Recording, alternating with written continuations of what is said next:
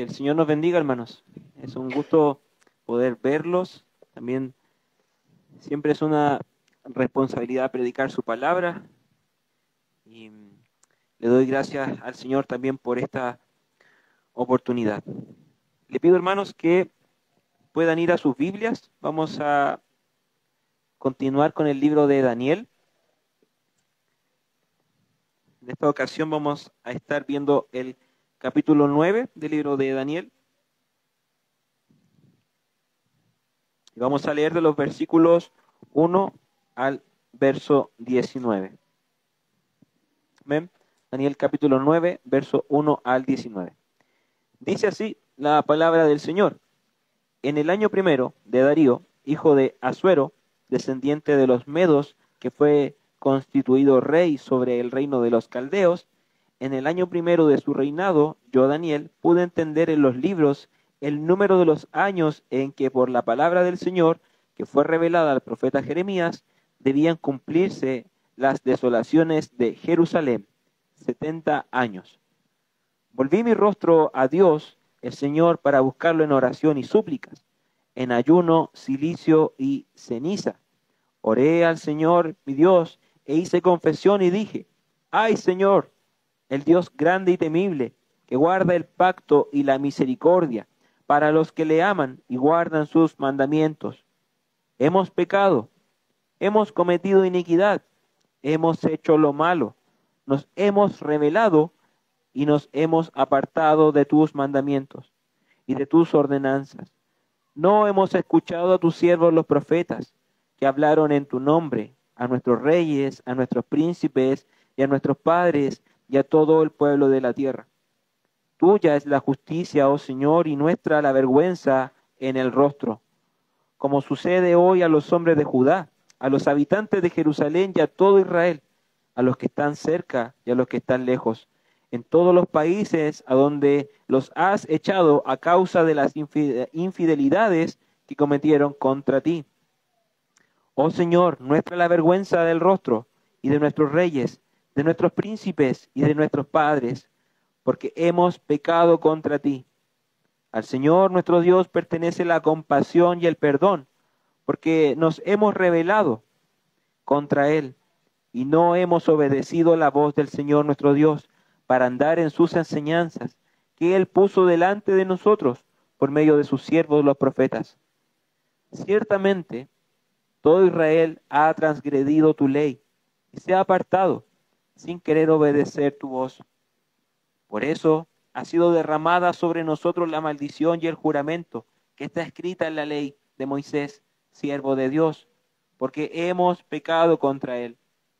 Y él ha confirmado las palabras que habló contra nosotros y contra nuestros jefes que nos gobernaron, trayendo sobre nosotros gran calamidad, pues nunca se ha hecho debajo del cielo nada como lo que se ha hecho contra Jerusalén.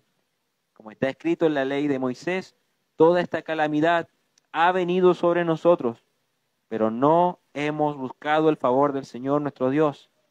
Apártanos de nuestra iniquidad y prestando atención a tu verdad.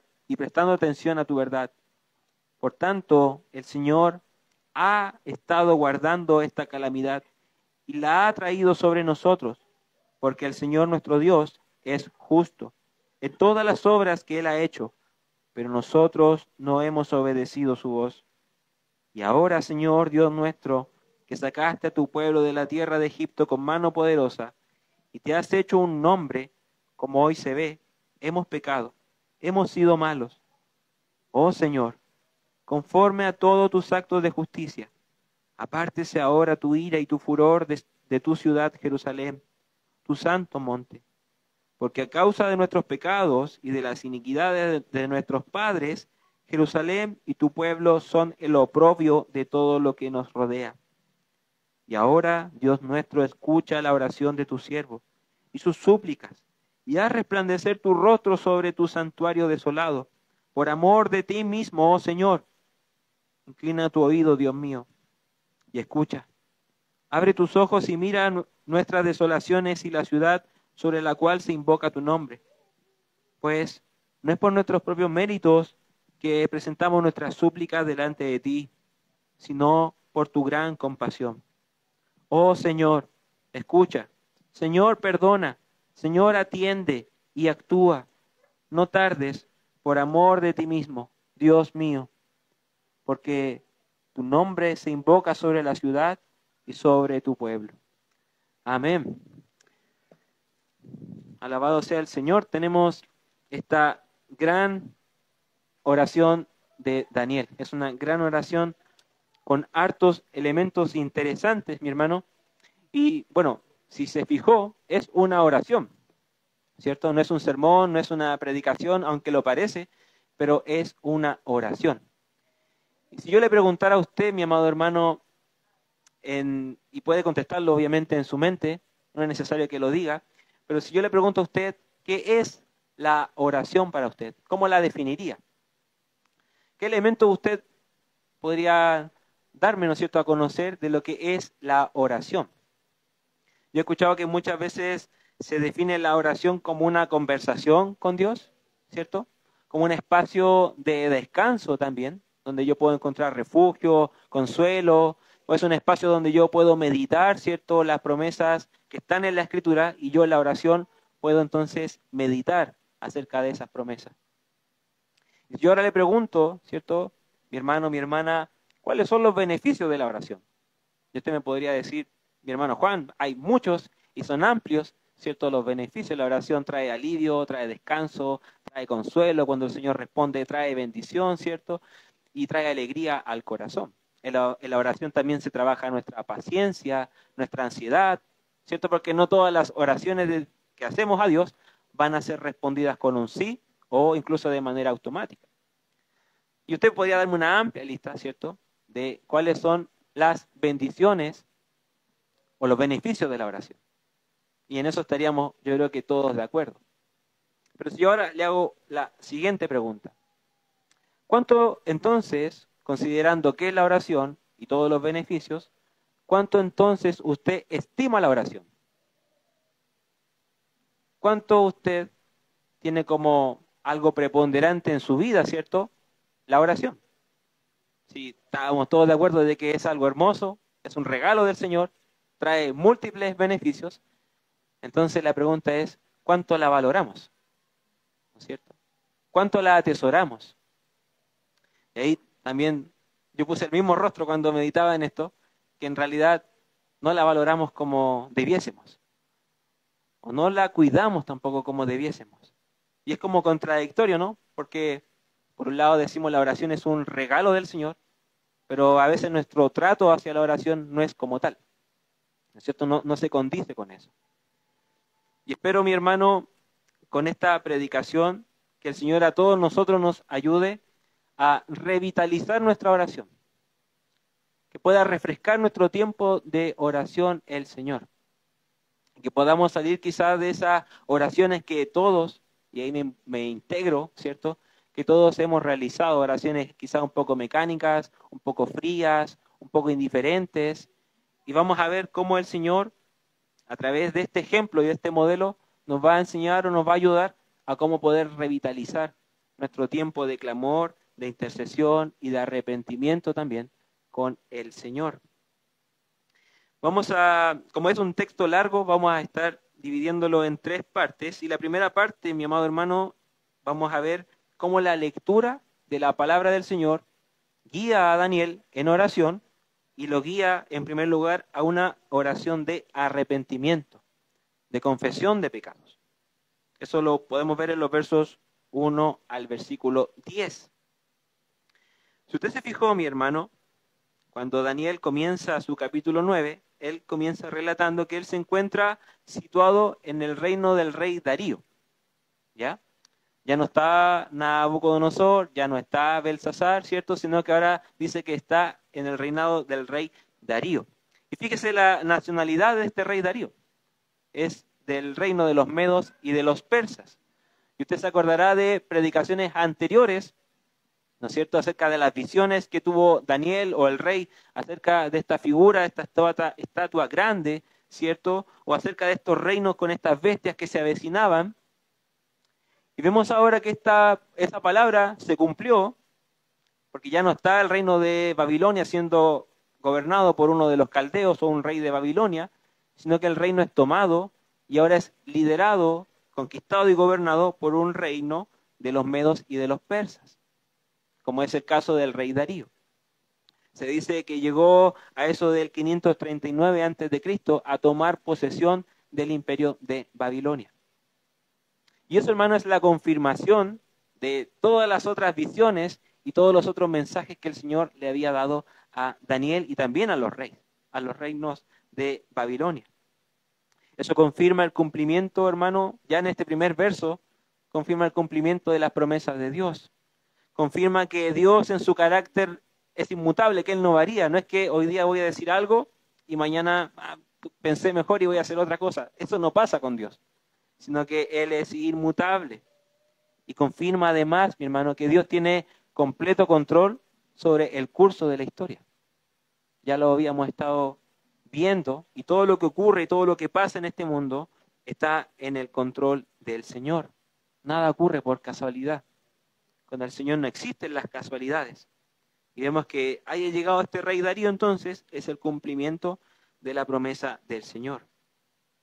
Y fíjese lo que estaba haciendo Daniel. Él, ¿no es cierto?, estaba relatando de que mientras él se encontraba leyendo los libros, que con eso se refiere a la palabra del Señor, a los salmos, a los escritos de los profetas, al Pentateuco, ¿cierto? Él dice que llega a una comprensión. Y él nos dice que él logra entender a través de los libros el tiempo de desolación y de destrucción que como nación estaban viviendo en el imperio de Babilonia. Fíjese lo que provoca la lectura de la palabra de Dios en Daniel. Él logra comprender eso. Y muy seguramente, hermano, él estaba leyendo el libro de Jeremías, que luego él lo comenta, ¿cierto? En el capítulo 25, si me puede acompañar, Jeremías capítulo 25, versos 1 al 11, pero para quizás condensar la idea voy a leer solo del 8 al 11. Fíjese lo que nos dice el profeta Jeremías 25 del 8 al 11. Por tanto, así dice el Señor de los ejércitos, por cuanto no han obedecido mis palabras, mandaré a buscar a todas las familias del norte, declara el Señor, y a Nabucodonosor, rey de Babilonia, mi siervo, los traeré contra esta tierra, contra sus habitantes y contra todas estas naciones de alrededor. Los destruiré por completo y los haré objeto de horror, de burla y de eterna desolación. Además, haré cesar de ellos la voz de gozo y la voz de alegría, la voz del novio y la voz de la novia, el sonido de las piedras de molino y la luz de la lámpara. Toda esta tierra será desolación y horror, y estas naciones servirán 70 años al rey de Babilonia. Esto ocurrió muchos años atrás, antes de la conquista de Babilonia a Jerusalén. Y usted más o menos, yo creo que conoce la historia, ¿cierto? El profeta Jeremías constantemente iba al pueblo de Israel a decir, pueblo, arrepiéntanse y vuélvanse al Señor, arrepiéntense de sus pecados, acérquense, ¿no es cierto?, a Dios, dejen atrás todas las obras que estaban haciendo que eran obras de iniquidad. Pero el pueblo, como también yo creo que sabemos, no hizo caso. No escuchó las advertencias del profeta Jeremías. Luego entonces Dios aplica su disciplina con este pueblo, y el profeta es el encargado de notificar de esta disciplina al pueblo de Israel. Y es amplio, ¿no es cierto?, la advertencia que él da, pero fíjese en esto, él dice que va a venir Nabucodonosor a conquistar Jerusalén, va a tomar posesión de todo el reino, que eso también se cumplió, y dice que ese tiempo de desolación va a durar 70 años. 70 años. La disciplina que Dios ejecutó con su pueblo no fue una disciplina que él dijo, lo voy a castigar por siempre, por la eternidad, quiero ver su destrucción, quiero ver cómo se van a morir. No. Fíjese. Y vamos a ver que la disciplina del Señor en sí misma es amor también, aunque nos cueste quizás verlo de esa manera, de forma inmediata, pero vamos a ver incluso que hay compasión ahí, porque Él establece un límite. Y todo lo que ocurre en ese periodo de disciplina también es orquestado por el Señor. Todos los cambios de reinos, todas las acciones que ocurrieron ahí, todo fue orquestado por el Señor, incluso el periodo que iba a durar, que fueron 70 años. Acá los más académicos, los más estudiosos dicen que cuando Daniel lee esto, él ya llevaba cerca de 66 años viviendo en cautiverio. Y ya no es un joven Daniel, sino que ya es un Daniel de casi 80, 81 años de edad. O sea, estuvo toda su vida en este cautiverio, en esta esclavitud. E imagínense el asombro de estar quizás leyendo, ¿no es cierto?, la Escritura y decir, queda poco tiempo para que ya el tiempo de disciplina del Señor se cumpla. Queda poco tiempo para quizás entonces con la ayuda del Señor retornar y volver a nuestra ciudad.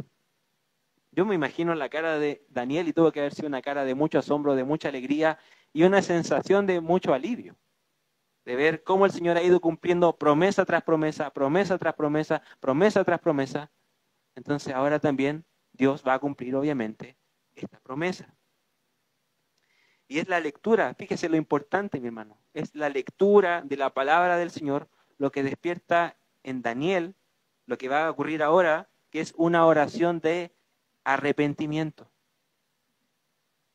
Fíjese, la lectura de la palabra del Señor provoca en Daniel una sensación de pecado, de necesidad de confesar ese pecado, y entonces es movido a que ahora él ore en un sentido de arrepentimiento.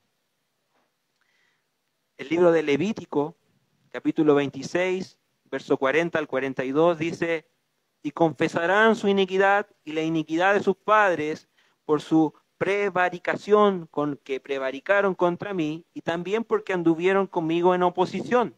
Esto es el Señor hacia el pueblo. Yo también habré andado en contra de ellos y los habré hecho entrar en la tierra de sus enemigos y entonces se humillará su corazón incircunciso y reconocerán su pecado. Entonces, nuevamente hablando el Señor, yo me acordaré de mi pacto con Jacob y asimismo de mi pacto con Isaac y también de mi pacto con Abraham me acordaré y haré memoria de la tierra. Acá lo que declara el Señor y anticipa también de que va a venir un periodo de desolación, va a venir un periodo de humillación para este pueblo. Pero también va a venir un periodo de liberación, de restauración. Pero antes de ese periodo de restauración, dice el Señor, su corazón incircunciso debe reconocer su pecado. Este pueblo, antes de que sea restaurado, ¿cierto? Antes de que retorne hacia Jerusalén y empiecen a reconstruir la ciudad, lo que debe venir antes es la humillación de este pueblo. Ellos deben reconocer que han fallado al Señor. Y eso es lo que hace Daniel. Lea el capítulo 9, verso 5. Dice, hemos pecado, hemos cometido iniquidad, hemos hecho lo malo, nos hemos rebelado y nos hemos apartado de tus mandamientos y de tus ordenanzas. Y es hermoso y tiene mucha relación con lo que decía el hermano Ángelo en su coordinación. Acá Daniel se integra al arrepentimiento, se integra a la culpa, al pecado y dice, nosotros, me integro, hemos pecado y hemos fallado al Señor. No dice, Señor, perdónalos a ellos que son malos, ¿no es cierto? Que son abominables sus acciones y yo soy intachable y soy bueno. Dice, no, yo también he pecado. Yo también he fallado al Señor. Y nosotros vemos en la Escritura que Daniel es un hombre íntegro, un siervo de Dios, un profeta de Dios, ¿cierto? Pero aún así él reconoce que en él y en su corazón hay maldad. Aún así él reconoce que hay pecado. Y como él reconoce esto, él busca misericordia con su arrepentimiento. Proverbio 28, verso 13 nos dice, el que encubre sus pecados no prosperará, pero el que los confiesa y los abandona hallará misericordia. Y eso es lo que hizo el profeta Daniel. Él reconoció su maldad y por lo tanto confesó su pecado al Señor.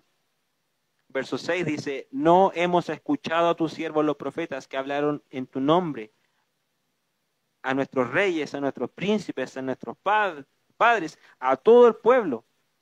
Los profetas iban a toda la nación y no escucharon sus advertencias. Piensen en el caso del profeta Jeremías. ¿Quién fue el que entregó esta profecía? A él se le conoce como el profeta llorón, ¿cierto? ¿Y por qué? ¿Por qué se le dice que era un profeta llorón? Porque cada vez que Dios le daba un mensaje que era un mensaje severo y duro para su pueblo, él se lamentaba por su nación. Él se entristecía. Y él también se entristecía porque cada vez que él iba y comunicaba el mensaje, el pueblo lo que hacía era ignorar ese mensaje, ignorar a ese Dios. Incluso a Jeremías lo lanzaron a una cisterna. Así como, ya déjate de molestar, cáete ahí en esa cisterna y muere. No nos interesa lo que tú nos vas a decir. Y vemos que ese orgullo y esa terquedad del corazón de Israel, ¿no es cierto? Todos sabemos cómo terminó la historia con ellos. Y por eso vemos que Daniel reconoce que al punto al cual ellos han llegado es producto, obviamente, de su pecado. En el verso 7 y verso 8 dice Daniel, tuya es la justicia, oh Señor, y nuestra la vergüenza en el rostro, como sucede hoy a los hombres de Judá, a los habitantes de Jerusalén y a todo Israel, a los que están cerca y a los que están lejos, en todos los países donde los has echado a causa de las infidelidades que cometieron. Daniel reconoce entonces, mi hermano, de que la situación en la que ellos están ahora, ellos mismos la provocaron. Y no hay injusticia en el Señor, todo lo contrario. Y por eso ese pueblo se lamenta, por eso hay un sentido de vergüenza en ellos. Y esto nos recuerda, amado hermano, que todos nuestros actos llevan una consecuencia. Toda nuestra rebeldía, nuestra terquedad, nuestro orgullo, ¿cierto?, va a producir una consecuencia. El famoso pastor, autor del Progreso del Peregrino, John Bunyan, da una definición de lo que es la oración, siguiendo como en la misma línea de qué es la oración, ¿cierto? Y una definición que a mí me gusta mucho y dice, la oración es la apertura sincera y afectuosa del alma a Dios a través de Cristo, con la ayuda del Espíritu Santo para pedir cosas que son conformes a la voluntad de Dios y a la palabra de Dios, ¿cierto? Y a mí lo que más me gusta de esta definición, hermano, es que empieza con algo clave que es la apertura sincera. Sincera hacia Dios. Si usted se fijó en la confesión de Daniel, él confiesa abiertamente que él ha pecado, así como todo su pueblo. Él confiesa abiertamente que han rechazado a los profetas, así como también lo hizo todo su pueblo. Y él confiesa abiertamente que todo lo que están viviendo, ellos mismos lo provocaron. No fue culpa de Dios. Es una oración sincera, honesta, que Daniel hace ante el Señor. Y revisemos nuestras oraciones, mi hermano. Revisemos cuando tenemos tiempo de devocional, nos arrodillamos o, ¿no es cierto?, ahí sentados clamamos al Señor. ¿Cuán sinceras son nuestras oraciones? ¿Cuán honestas son delante del Señor? ¿Cuántas cosas quizás, sabiendo que Dios las conoce, no le hemos dicho en oración?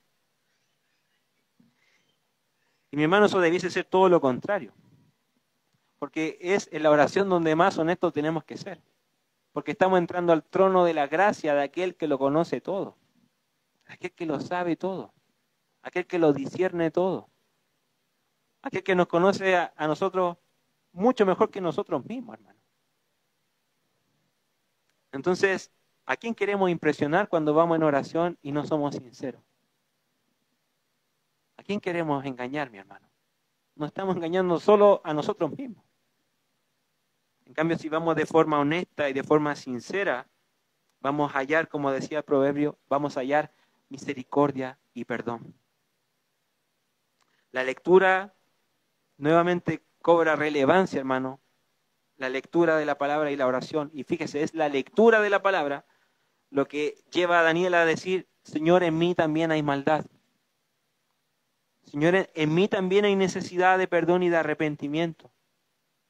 Señor, yo también puse oídos sordos a la advertencia de tus profetas. Y es la propia palabra la que dice, Señor, tu palabra es clara y se cumple. Y por lo tanto, lo que estamos viviendo es solamente producto de nuestra rebeldía. Toda esa comprensión en la oración de Daniel, que es muy hermosa, se produjo por medio de la palabra. ¿Ves, mi hermano, lo beneficioso que es orar con la palabra? ¿Ves lo enriquecedor, mi hermano, que puede ser tomar tu Biblia y orar lo que estás leyendo? hablábamos de cómo revitalizar nuestro tiempo de oración. Yo he pasado por eso muchas veces, mi hermano. Quisiera cómo generar mejor tiempo de oración, cómo orar de una forma de mayor efusividad, con mayor pasión, con mayor deseo. Partamos quizás por esto, por este ejemplo que nos da Daniel. Tomar nuestra Biblia, ir a los salmos, tomar un proverbio, tomar un pasaje, ¿no es cierto?, de los evangelios y leerlo. Leerlo, verso a verso, meditarlo. Y va a ver cómo la propia Biblia va a hacer brotar en nosotros, mi hermano, un sentido de pecado, de arrepentimiento.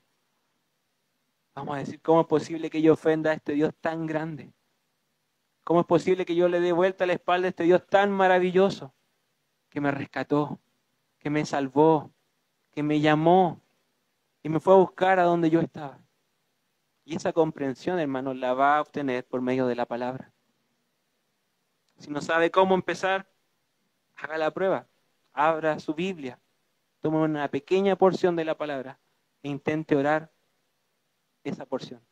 Y va a ver cómo las palabras van a comenzar a brotar, mi hermano. Luego vemos en los versos 11 al 14 que la misma palabra, ¿no es cierto?, guiada en oración, hace que Daniel comprenda que todo lo que ellos están viviendo no es más que el resultado de su propia rebeldía. Verso 11 nos dice, ciertamente todo Israel ha transgredido tu ley y se ha apartado sin querer obedecer tu voz.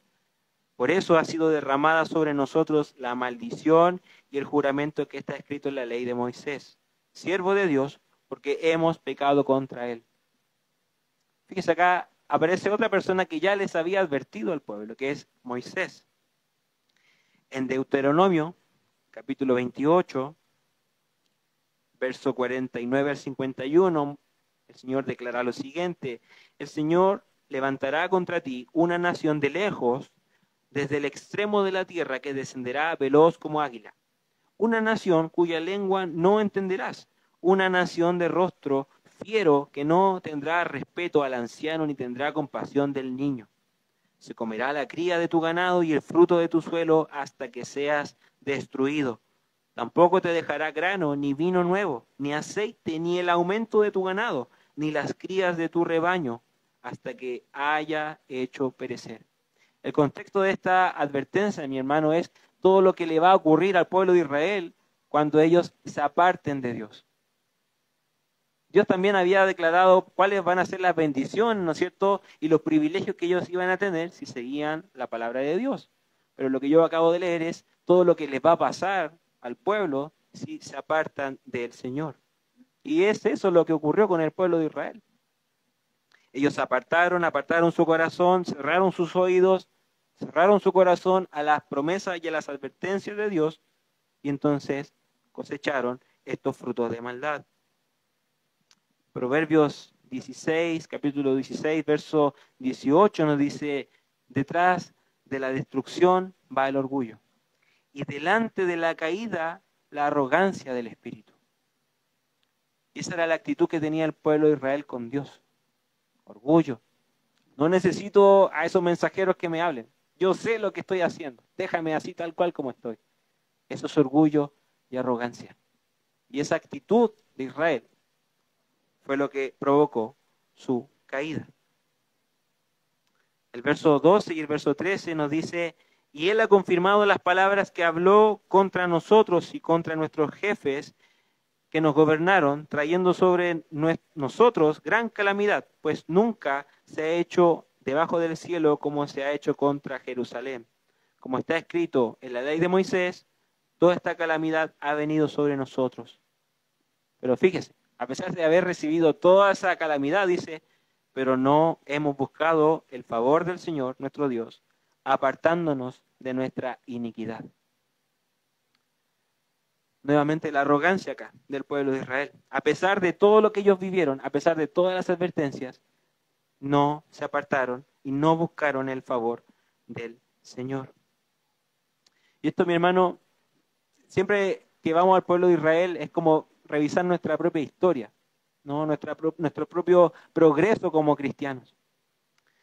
Fíjese lo que ocurrió con el pueblo de Israel, y es que ellos bajaron el estándar o el estima que tenían acerca de la santidad de Dios, y eso hace que se levante entonces el hambre o el deseo por pecar. Y si yo hago la inversa, yo a mayor estima elevo la gloria de Dios, la santidad de Dios o la misericordia de Dios, más me va a doler y más me va a costar entonces dañar esa estima, dañar esa gloria, dañar su misericordia. Pero si yo no veo como algo glorioso la santidad del Señor, si yo no veo algo como inquebrantable los mandamientos de Dios, claramente voy a ser un blanco fácil para el pecado, para la tentación, y voy a dañar esa gloria.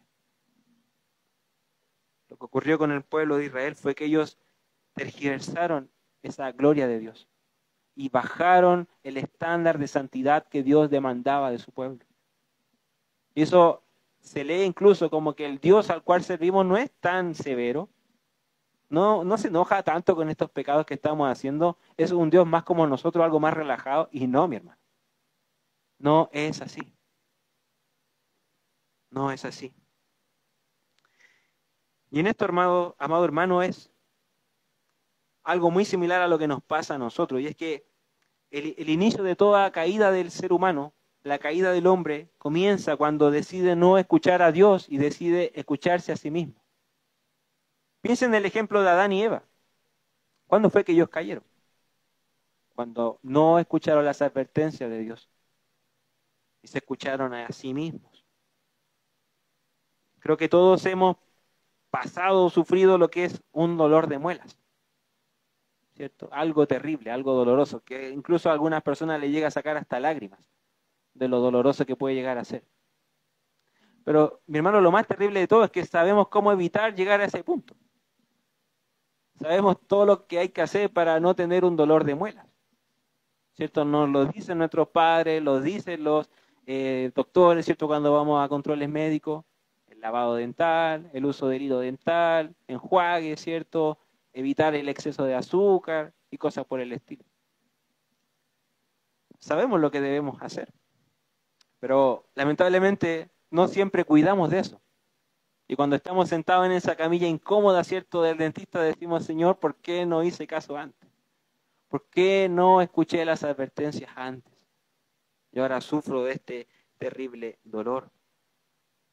Hermano, ¿cuántas veces el Señor nos ha hecho advertencias desde acá incluso, o en sus tiempos de lectura personal, privado? ¿Cuánto tiempo el Señor te ha dicho, hijo mío o hija mía, abandona tu parcialidad? Que hoy día sí, que hoy día no. Que hoy día sí quiero ser cristiano. Ah, pero mejor mañana. ¿Cuántas veces el Señor nos ha dicho, abandona eso? ¿Cuántas veces el Señor nos ha dicho, abandona tu tibieza? Decídete. ¿Vas a servir al mundo o me vas a servir a mí? ¿Cuántas veces, hermano, el Señor nos ha dicho, abandona tu pereza? ¿Cómo quieres crecer si no oras? ¿Cómo quieres nutrir tu alma si no lees? ¿Cómo quieres tener comunión si no te congregas? ¿Cuántas veces, hermano, el Señor nos ha advertido? ¿Y de todas esas veces nosotros, mi hermano, hemos hecho caso? De todas esas advertencias, ¿cuántas veces nosotros hemos dicho, sí, Señor, tienes razón, voy a abandonar este estilo de vida? No es lo que te agrada, no es lo que te glorifica, no es lo que a mí tampoco me beneficia. Y ahí vuelve la sinceridad, mi hermano, que tenemos que tener delante del Señor. La pregunta que hace el Señor ahora en esta mañana, mi hermano, es, ¿qué más vamos a esperar? ¿Qué nos tiene que pasar, hermano, para llegar a ese grado de comprensión y decir, Señor, perdónanos? El pueblo de Israel tuvo que llegar a un periodo de cautiverio que duró 70 años. Y usted ha sido testigo de las lecturas que hemos hecho, de todo lo que sufrió ese pueblo, de cuánta gente murió en ese periodo de disciplina y de castigo. La pregunta ahora que hace el Señor, ¿cierto?, a través de su palabra es, ¿qué nos tiene que pasar a nosotros? Para decir, basta con nuestro pecado, basta con nuestra parcialidad, basta con nuestra pereza, basta con nuestra indecisión si servimos a Dios o servimos al mundo. Y en este punto, mi hermano, Daniel ora al Señor, ¿cierto? Y la palabra nuevamente confronta estos pecados. Y es la palabra la que confronta nuestros corazones esta mañana. Y es la palabra la que nos lleva a pensar y nos lleva a decir qué me debe ocurrir o qué me debe pasar para yo reaccionar. No es el predicador, es la palabra, mi hermano, la que nos lleva a pensar en esto. Finalmente, de los versos 14 al 19, ya, Daniel ya confesó su pecado, la palabra de Dios confrontó duramente su corazón, y lo que hace ahora entonces Daniel es clamar por perdón y por misericordia. Y esa es la buena noticia del Evangelio, hermano, también. El Evangelio expone nuestra necesidad de arrepentirnos, porque si no vamos a sufrir serias y eternas consecuencias.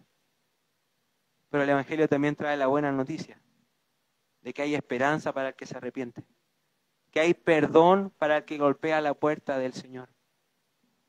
Y eso es lo que reconoce Daniel también en esta oportunidad.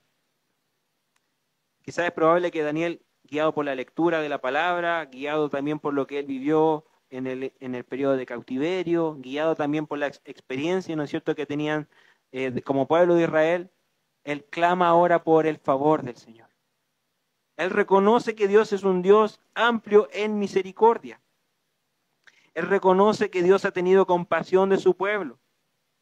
Estando incluso en Egipto, Dios tuvo compasión de ellos. Y sabemos que el pueblo no necesariamente fue fiel con Dios, fue bueno con el Señor, pero vemos que Dios siempre se mantuvo fiel y siempre fue bueno con su pueblo. En el verso 15 él dice, Daniel, nosotros al Señor, ¿no es cierto? Y ahora tú, Señor, Dios nuestro, que sacaste a tu pueblo de la tierra de Egipto con mano poderosa y te has hecho un nombre como hoy se ve, nosotros hemos pecado y hemos sido malos. Reconoce de que Dios es amplio y misericordia, pero más ellos han pecado y han fallado al Señor. Pero lo que hace Daniel es no quedarse en el pecado, sino que ahora apunta a la misericordia de Dios. Verso 16, oh Señor, conforme a tus actos de justicia, apártese ahora tu ira y tu furor de tu ciudad, Jerusalén, tu santo monte, porque a causa de nuestros pecados y nuestras iniquidades de nuestros padres, Jerusalén y tu pueblo son el oprobio de todos los que le rodean. Nuevamente Daniel reconoce de que ellos están ahí por su propio pecado, pero él clama, busca y gime por la misericordia del Señor. Fíjese, Daniel en esta oración contempla de que Dios es tan santo, de que él no tuvo nada que ver, él no fue injusto en esta acción, él no provocó esta caída del pueblo, sino que fueron las propias obras de este pueblo lo que lo llevaron a ese lugar. Pero Daniel reconoce que Dios también es amplio y misericordia, y el verso 17 dice, y ahora Dios nuestro, escucha la oración de tu siervo y sus súplicas, y haz resplandecer tu rostro sobre tu santuario desolado, por amor de ti mismo. Y este quizás, mi hermano, es uno de los atributos de Dios que más se ha tergiversado, o quizás más mal se ha malentendido, que es el atributo del amor de Dios. Porque existen dos extremos. Uno es pensar de que Dios es amor, ¿cierto? Y me ama tal cual como soy.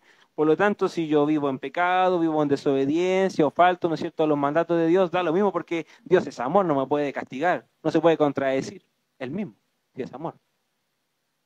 Y hay otro extremo que dice, Dios me ama de acuerdo a la cantidad de cosas buenas que yo pueda hacer. Si yo hago más cosas buenas, más me va a amar. Y si yo hago más cosas malas, obviamente menos me va a amar. Y la verdad es que ni uno ni lo otro es lo correcto. Ni uno ni lo otro es lo bíblico. Lo primero sería abusar del amor de Dios, ¿cierto? El hacer lo que yo quiera, total, Dios me ama, eso sería abusar de su amor, pisotear su gracia, pisotear su amor y no entender incluso quién es Dios.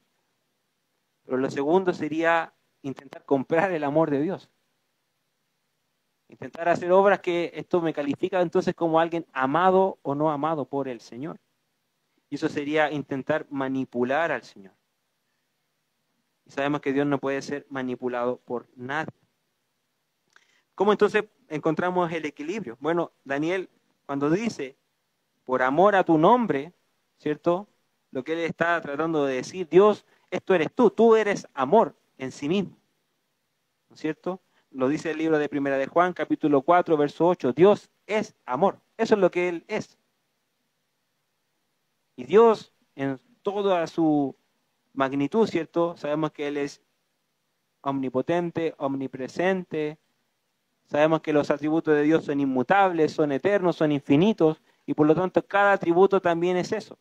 Su amor es inmutable, su amor es eterno, su amor es infinito. Y si un día Él decide amar a su pueblo, Él lo va a amar eternamente y para siempre. Si Él decide un día tener amor de usted, mi hermano, de usted, mi hermana, Él lo va a tener para siempre, eternamente. Incluso antes de que usted naciera, ya Dios le amaba. Y le va a amar por la eternidad.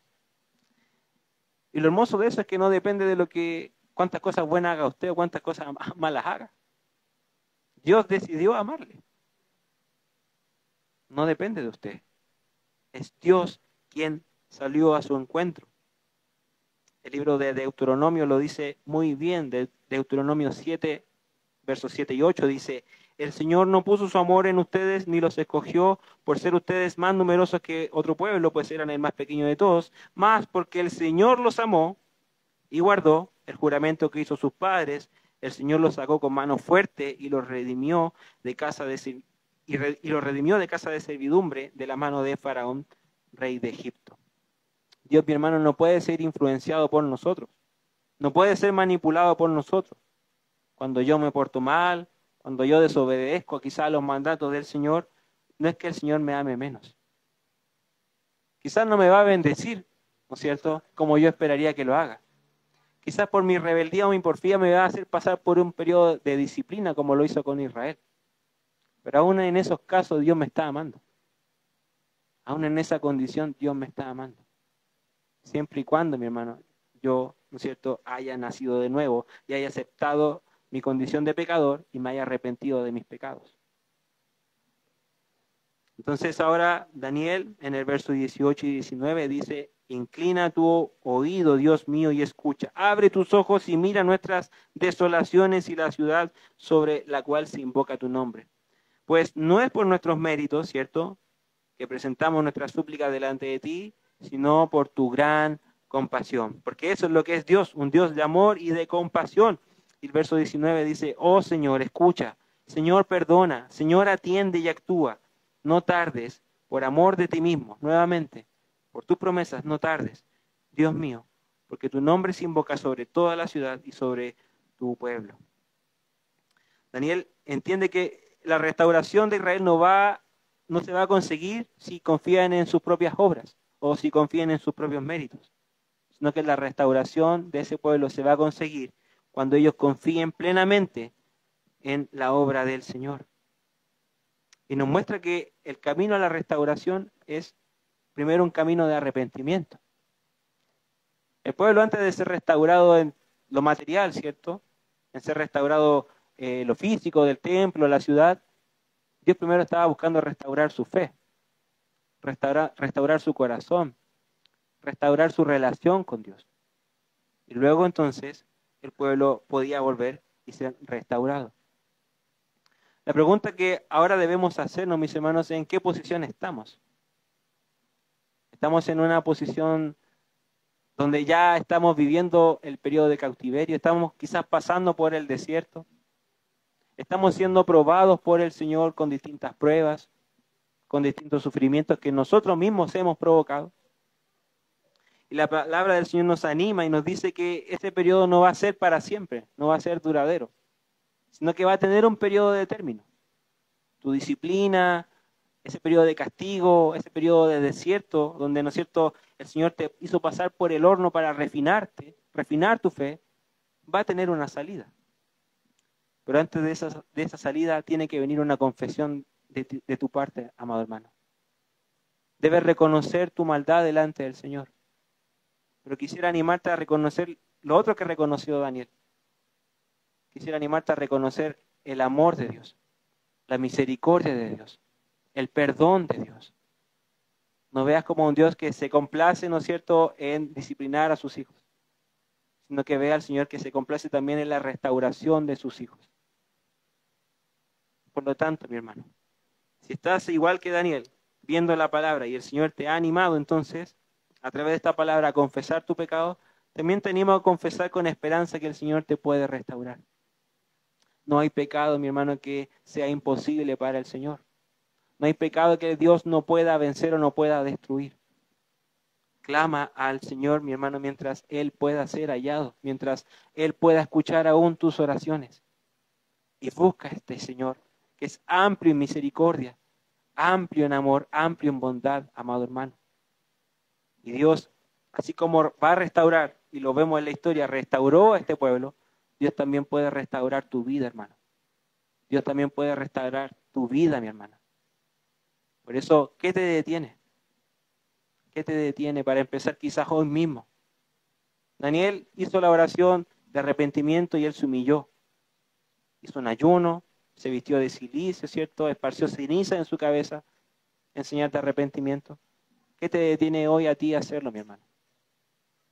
Quisiera que el Señor te animara a eso, a ver la necesidad de que te arrepientes de tu pecado, pero que de igual manera confíes en la gracia y en la restauración que el Señor también ofrece. Amén. Oremos al Señor.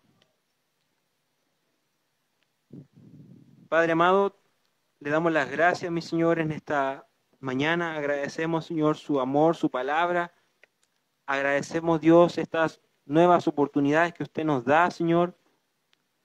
Esta oportunidad que usted nos da de poder arrepentirnos de nuestro pecado, arrepentirnos de nuestra maldad, Señor. Poder entender de que hemos fallado, hemos quebrantado tu ley, tu mandamiento, Señor.